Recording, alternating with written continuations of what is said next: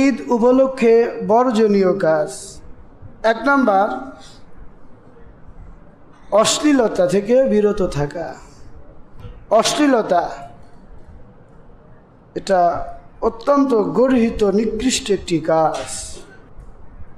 দীর্ঘ 1 মাস নিজেকে আল্লাহর সান্নিধ্যে গুটিয়ে রেখে ঈদের দিন সকাল থেকে, বিশেষ করে নামাজের পর থেকেই যে অশ্লীলতা তৈরি হয়, তা থেকে আমাদের সকলের বিরত থাকা অত্যন্ত জরুরি। জেনে রাখবেন, প্রত্যেক অশ্লীলতা কবিরা গুনাহ, আর একটি কবিরা গুনাহই জাহান্নামে যাওয়ার জন্য যথেষ্ট। সুতরাং আমরা আমাদের সন্তান, ছেলে মেয়ে, স্ত্রী এবং নিজের অধীনস্থ ব্যক্তিরা যেন কখনো অশ্লীলতায় লিপ্ত না হয়, সে বিষয়ে আমরা সজাগ থাকবো ইনশাআল্লাহ তাআলা। 2 নাম্বার, অপচয়ে লিপ্ত হওয়া। ঈদের দিনে মানুষরা ব্যাপকভাবে অপচয়ে লিপ্ত হয়, অনর্থক অর্থ নষ্ট করে। সেই অপচয়ে লিপ্ত হওয়া থেকে আমরা সকলেই বিরত থাকার সর্বোচ্চ চেষ্টা করব ইনশাআল্লাহ তাআলা। 3 নাম্বার, হারাম বিনোদনে লিপ্ত হওয়া। আমরা হারাম নাজায়েজ বিনোদন থেকে নিজে এবং নিজের অধীনস্থদেরকে বিরত রাখার সর্বোচ্চ চেষ্টা করব। একটা হারাম বিনোদন, নাজায়েজ বিনোদন শুধু যে ব্যক্তি করে সে একাই গুনাহগার হয় না। যে ব্যক্তি করে, যারা দেখে, যারা এই অনুষ্ঠান আয়োজনের জন্য অর্থ টাকা পয়সা দিয়ে সহযোগিতা করে, সকলেই সমান গুনাহগার। বিশেষ করে যে আয়োজক, তারা তো এই গুনার প্রধান আসামি। আপনি এই গুনার বিনোদনের আয়োজন করলেন, আপনার আয়োজনে যতগুলো মানুষ এই গুনার অনুষ্ঠানে শরীক হবে, প্রত্যেকের একটি গুনার অংশ আপনার আমলনামায়ও যাবে। 4 নাম্বার, নারীদের পর্দাহীনতা ও পরপুরুষের সামনে সাজসজ্জা প্রদর্শন করা। এটা খুবই খারাপ একটি কাজ। আল্লাহ নারী জাতিকে মূল্যবান বানিয়েছেন, সম্মানিত করেছেন। তাদের সম্পর্কে কোরআনের সূরা নাযিল করেছেন। মুহাম্মদুর রাসূলুল্লাহ মা জাতের পায়ের নিচে জান্নাতের ঘোষণা করেছেন। এত মূল্যবান জাতি এই নারী জাতি, তারা যেন কখনো কারো দ্বারা ক্ষতিগ্রস্ত না হয়, সেই পদক্ষেপ প্রত্যেকের গ্রহণ করাটা জরুরি।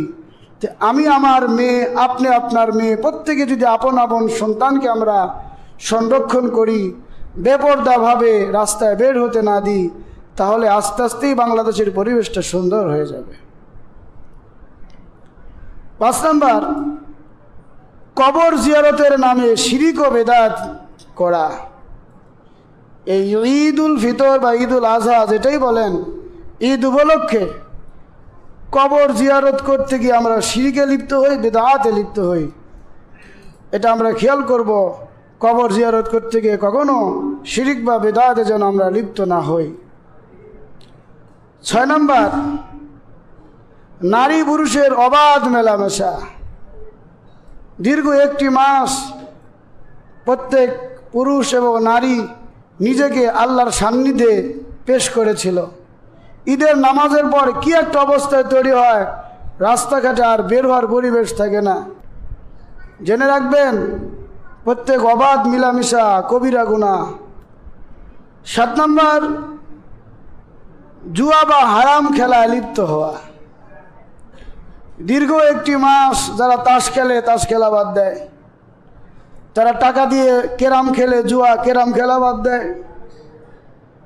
রোজা শেষ হলে ঈদের নামাজ কোনো মতো পড়ে আসে, কোনো মতো বাসায় একটু হালকা খেয়ে দেয়, পুরো 1 মাসের যে কাজা হয়েছে সব উঠায়, রাত 12-1 পর্যন্ত খেলে। জুয়া খেলা সারা বছরই হারাম, কিন্তু রমজান উপলক্ষে বিরত ছিল। এই বিরতটা থাকা এমনভাবে তার হৃদয়ের মধ্যে গেঁথে গেছে, 1 মাস করতে পারি নাই, এখন সুযোগ আসছে, কেমন যেন মনে হয় তার জন্য শরীয়ত অনুমতি দিয়ে দিছে। আল্লাহ মাফ করুক। সুতরাং জুয়া বা যে কোনো হারাম খেলা থেকে আমাদের বিরত থাকতে হবে। 1 মাস যেরকম বিরত থেকেছিলাম, বিরত থেকে আমার জীবনকে আল্লাহর সান্নিধ্যে পেশ করেছি, আমার কপালকে আল্লাহর জন্য সেজদায় নত করেছি, আমার জিহ্বা দ্বারা কোরআনের তেলাওয়াত হয়েছে, আমার বাকি জীবন এভাবেই যেন চলে যায়, রমজানের মতোই যেন আমরা চালাইতে পারি, এই ফিকির করা, বাকি সারা দিন জুয়ায় লিপ্ত না থাকা। আল্লাহ পাক আমাদের তৌফিক দান করুন। 8 নম্বর, অনর্থক সময় নষ্ট না করা।